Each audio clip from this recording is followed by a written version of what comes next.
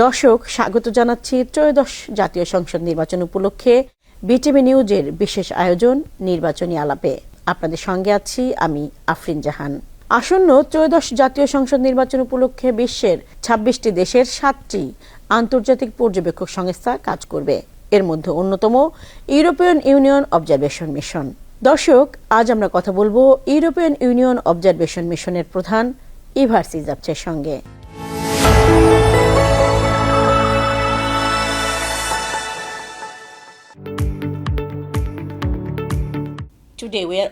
আজ আমাদের সঙ্গে আছেন ইইউ নির্বাচন পর্যবেক্ষণ মিশনের প্রধান জনাব ইভার সিজাপচ। Thank you for joining us, sir. Welcome to BTV নিউজে আপনাকে স্বাগতম। ধন্যবাদ আমাকে আমন্ত্রণ জানানোর জন্য। আসন্ন নির্বাচনকে সামনে রেখে বাংলাদেশের সামগ্রিক প্রস্তুতি আপনি কিভাবে মূল্যায়ন করবেন? আমরা বাংলাদেশে আসার পর থেকে আমাদের প্রথম বৈঠক এবং প্রাথমিক মূল্যায়নে যা দেখেছি তা হল আগামী 12ই ফেব্রুয়ারি একটি বিশ্বাসযোগ্য এবং অংশগ্রহণমূলক নির্বাচনকে ঘিরে ব্যাপক উৎসাহ, উদ্দীপনা ও প্রত্যাশা দেখা যাচ্ছে, যা আমি মনে করি খুব গুরুত্বপূর্ণ। প্রস্তুতির ব্যাপারে বলতে চাই, সকল পর্যায়ে যা কিছু ঘটছে সে ব্যাপারে আমরা নজর রাখব, কেননা শুধু কমিশন নয়, রাজনৈতিক দল এবং এনজিওগুলোর সঙ্গেও আমরা কাজ করছি। আমরা আশা করছি বাংলাদেশের জনগণের প্রত্যাশা পূরণ হবে। আপনার মতে আসন্ন নির্বাচনের প্রধান চ্যালেঞ্জগুলো কি কি? Well, first of all, as for every democratic election, the main issue is, of course, প্রথমত, প্রত্যেক গণতান্ত্রিক নির্বাচনের প্রধান ইস্যু হচ্ছে একটি লেভেল প্লেইং ফিল্ড তৈরি করা। এটি হতে পারে এমন যে অংশগ্রহণকারী প্রতিটি দলের ক্ষেত্রে লোকজনের সাথে যোগাযোগের এবং নির্বাচনে অংশগ্রহণের সুযোগ নিশ্চিত করা। জনজীবনের কেন্দ্রবিন্দুতে না থাকা সামাজিক গোষ্ঠী যেমন নারী সমাজ বা ক্ষুদ্র নৃগোষ্ঠী, তারাও এখানে অন্তর্ভুক্ত থাকবে। গণতান্ত্রিক নির্বাচনের ক্ষেত্রে এটি সর্বত্রই একটি বড় চ্যালেঞ্জ, আর বাংলাদেশের ক্ষেত্রেও তাই। আপনাদের ক্ষেত্রে যে ব্যাপারটা একটু ভিন্ন তা হল এখানে গত 16-17 বছরে কোনো বিশ্বাসযোগ্য এবং প্রতিযোগিতামূলক নির্বাচন ছিল না। এর অর্থ হচ্ছে এ সময়ের মধ্যে বেশ কিছু পরিবর্তন ঘটেছে। প্রথমত, নতুন একটা প্রজন্ম তৈরি হয়েছে এবং আমাদের মতো আপনারাও প্রত্যাশা করছেন যে এবার নতুন ভোটাররা প্রথমবারের মতো ভোটদানে অংশ নেবে এবং তাদের অংশগ্রহণ নিশ্চিত করাটাও চ্যালেঞ্জ বটে।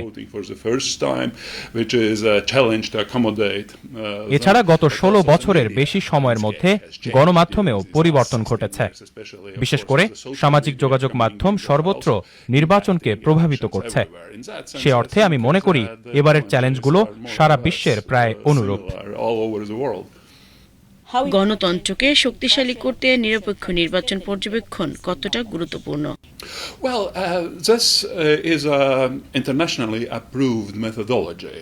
দেখুন, কিভাবে করতে হবে তার একটি আন্তর্জাতিকভাবে স্বীকৃত পদ্ধতি রয়েছে।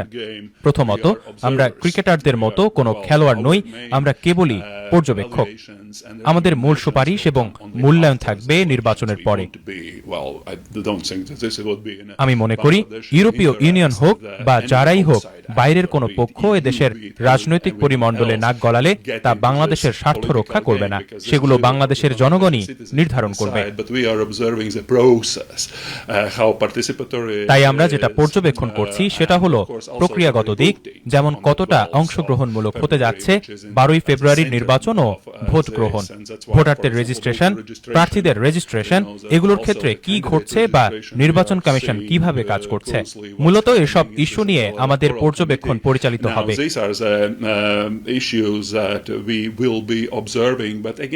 তবে আন্তর্জাতিকভাবে স্বীকৃত কিছু পদ্ধতি রয়েছে। এবছর কেন আমরা বাংলাদেশের নির্বাচন পর্যবেক্ষণ মিশন পাঠাচ্ছি?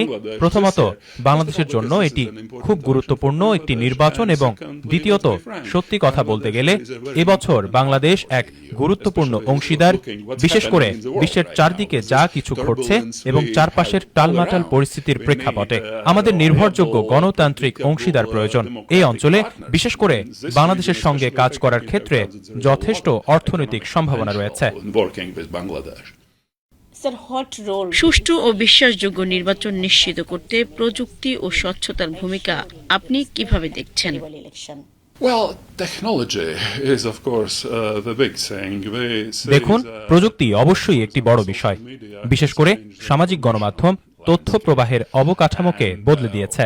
First of all, there is a lot of positive potential. প্রথমত, এর অনেক ইতিবাচক সম্ভাবনা রয়েছে, যেমন এর মাধ্যমে প্রতিটি নাগরিক এক একজন সাংবাদিক হয়ে উঠতে পারে, তার নিজের মতামত ব্যক্ত করতে পারে। আবার অন্যদিকে আমরা সবাই জানি এই নতুন প্রযুক্তির অপব্যবহার ঘটে চলেছে, বিশেষ করে কৃত্রিম বুদ্ধিমত্তার সাহায্য নিয়ে তথ্য বিকৃতি এবং ভুয়া সংবাদ ছড়ানো হচ্ছে। এই জটিলতার সমাধান এখনো কোথাও সম্ভব হয়নি। এমনকি ইউরোপীয় ইউনিয়নে আমরা এই একই সমস্যা নিয়ে হিমশিম খাচ্ছি। সামাজিক যোগাযোগ মাধ্যম এবং রাজনীতিতে এর প্রভাব কিভাবে সামাল দেওয়া যায় সেটা নিয়ে ভাবা হচ্ছে। অবশ্য এখানেও বিষয়টি এই মুহূর্তে আলোচনার কেন্দ্রবিন্দুতে রয়েছে। আর ওই দৃষ্টিকোণ থেকে আমি মনে করি পরবর্তীতে আমরা এসব আন্তর্জাতিক প্ল্যাটফর্মের মাধ্যমে ছড়ানো গুজব ও ভুয়া সংবাদ মোকাবেলার বৈশ্বিক কোনো সমাধান খুঁজে পাব। কিন্তু এই মুহূর্তে গুরুত্বপূর্ণ হচ্ছে সারা পৃথিবী থেকে আসা গুজব ও অপতথ্যের বিপরীতে জনগণের আস্থাভাজন সাংবাদিকদের মাধ্যমে বিশ্বাসযোগ্য সংবাদ প্রচার করা।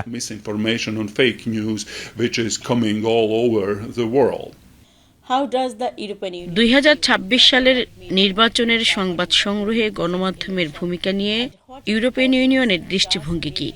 এক্ষেত্রে গণমাধ্যমের স্বাধীনতা কতটা গুরুত্বপূর্ণ? দেখুন, গণমাধ্যমের স্বাধীনতা হল গণতন্ত্রের একটি মূলনীতি। গণতন্ত্র বা ডেমোক্রেসি কথাটি প্রাচীন গ্রিস থেকে যে ধারণা বয়ে এনেছিল সেটা হলো এই যে লোকজন একে অপরের সঙ্গে লড়াই করছে, তবে সেটা কোনো সহিংস উপায় নয়, বরং তা সুবচন দিয়ে, মতামত ও ধারণা দিয়ে। আর গণতন্ত্রের এই ধারণাটি আমরা আমাদের গণতান্ত্রিক সমাজে ধরে রাখতে চাইছি, যাতে করে লোকে তাদের রাজনৈতিক মতামত স্বাধীনভাবে প্রকাশ করতে পারে।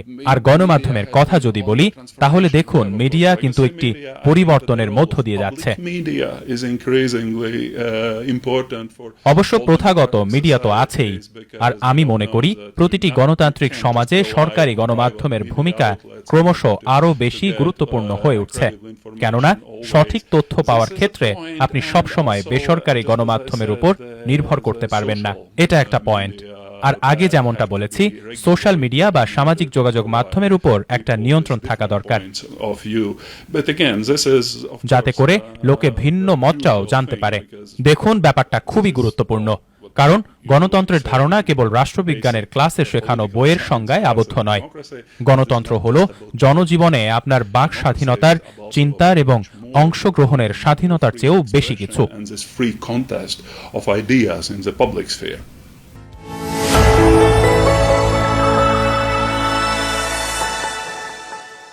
What measures does the EU ভুল তথ্য ও বিভ্রান্তি মোকাবেলায় গণমাধ্যমের জন্য কোন পদক্ষেপগুলো গুরুত্বপূর্ণ বলে ইইউ মনে করে? As for misinformation and disinformation, of course, there have to be a robust policy framework. গুজব এবং অপতথ্য মোকাবেলার জন্য অবশ্যই একটি শক্তিশালী নীতিগত কাঠামো থাকা দরকার। যেমন এগুলো আপনি কিভাবে সামাল দেবেন, বিশেষ করে যদি তা এমন প্ল্যাটফর্ম থেকে আসে যা আপনার নিজের দেশের নয়। Or TikToks and things like that, they are neither in EU and nor in Bangladesh. মেটা এবং টিকটকের মতো প্ল্যাটফর্মগুলো ইউরোপীয় ইউনিয়নে যেমন নয়, বাংলাদেশের নয়। এর অর্থ হলো এসব প্ল্যাটফর্ম আপনাকে সামাল দিতে হবে এবং তা হতে হবে সুনির্দিষ্ট কাঠামোর আওতায়। আবার স্থানীয়ভাবে আপনার ফ্যাক্ট চেকার থাকবে, যারা গুজব চিহ্নিত করে অনুরূপ ব্যবস্থা নেবে।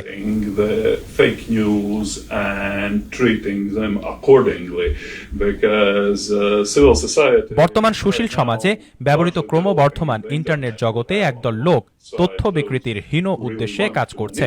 তাই এর বিপরীতে আপনার সেরকম লোক থাকতে হবে যারা মুক্ত স্বাধীন গণমাধ্যমে পক্ষপাতহীন সংবাদ নিশ্চিত করতে কাজ করবে। সে অর্থে আমি মনে করি বাংলাদেশেও গুজব বা ভুয়া সংবাদ মোকাবেলার মতো ইস্যুতে সরকারের অংশগ্রহণ রয়েছে।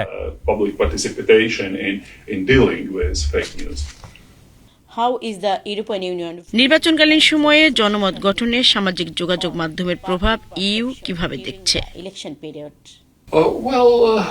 Again, I think that they should come to some kind of. দেখুন, আমি মনে করি বিষয়গুলোকে সামাল দিতে একটি বৈশ্বিক সমঝোতা নিয়ে এগিয়ে আসা প্রয়োজন। ইউরোপীয় ইউনিয়নে আমাদের রয়েছে ডিজিটাল সার্ভিসেস অ্যাক্ট এবং artificial intelligence act. And Artificial Intelligence Act, we have been trying to put forward certain initiatives. How do we regulate hate speech এবং গুজব মোকাবেলা, সামাজিক যোগাযোগ মাধ্যমে রাজনৈতিক মতামত বিকৃত করতে কৃত্রিম বুদ্ধিমত্তার যথেষ্ট ব্যবহার ইত্যাদি নিয়ন্ত্রণে আমরা বেশ কিছু প্রচেষ্টা চালিয়ে যাচ্ছি। এই মুহূর্তে ইউরোপীয় ইউনিয়ন এখনও সেগুলো নিয়ে কাজ করছে। তবে আমাদের আকাঙ্ক্ষা হল ভবিষ্যতে এরূপ কাঠামোকে একটি বৈশ্বিক কাঠামো হিসেবে প্রতিষ্ঠিত করা, কেননা সামাজিক যোগাযোগ মাধ্যমের যথেচ্ছ ব্যবহার ঘটতে থাকলে আমরা গণতন্ত্রকে রক্ষা করতে পারব না।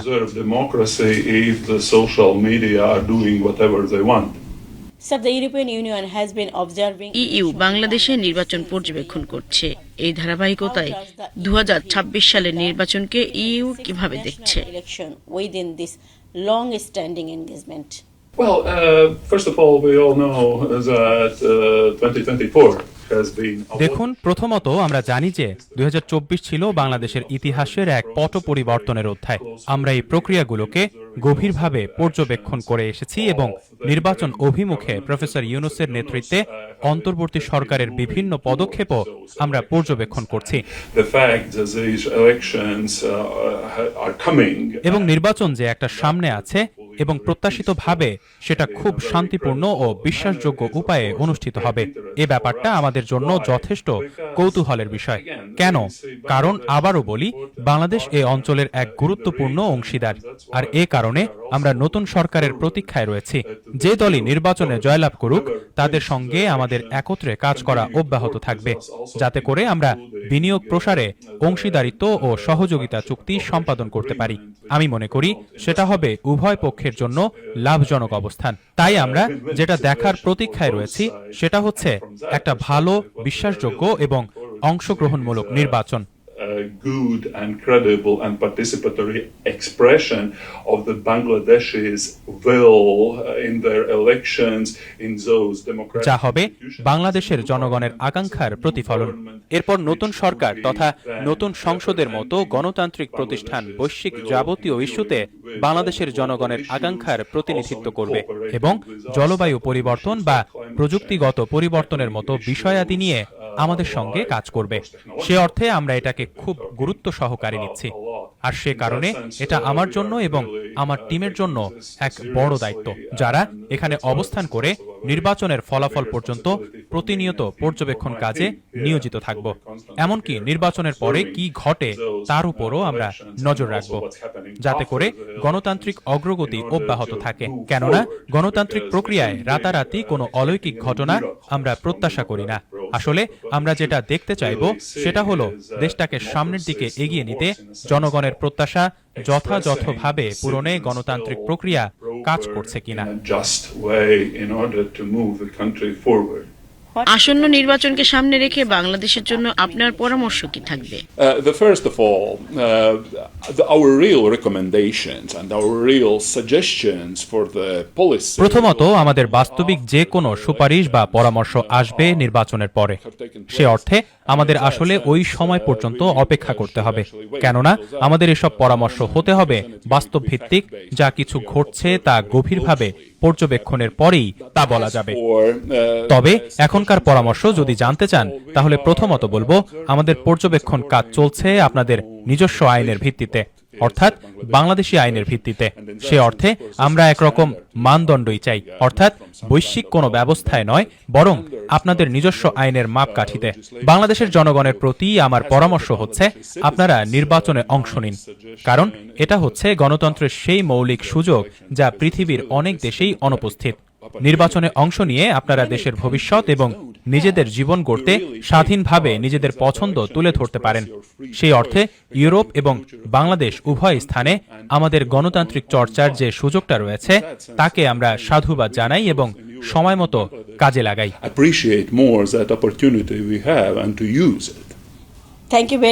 আজ আমাদের সঙ্গে থাকার জন্য আপনাকে আন্তরিক ধন্যবাদ। বাংলাদেশের আসন্ন নির্বাচন নিয়ে ইউরোপীয় ইউনিয়নের পর্যবেক্ষণ আমাদের সঙ্গে ভাগ করে নেওয়ার জন্য আমরা কৃতজ্ঞ। বাংলাদেশের গণতান্ত্রিক প্রক্রিয়ায় ইউরোপিয়ান ইউনিয়নের ধারাবাহিক সংযোগকে আমরা সাধুবাদ জানাই। বাংলাদেশ টেলিভিশনের জন্য আমার শুভকামনা রইল এবং প্রত্যাশা করছি তারা আসন্ন নির্বাচনের কভারেজ করতে গিয়ে তথ্য নির্ভর এবং পক্ষপাতহীনভাবে কাজ করবে। Thank you so much.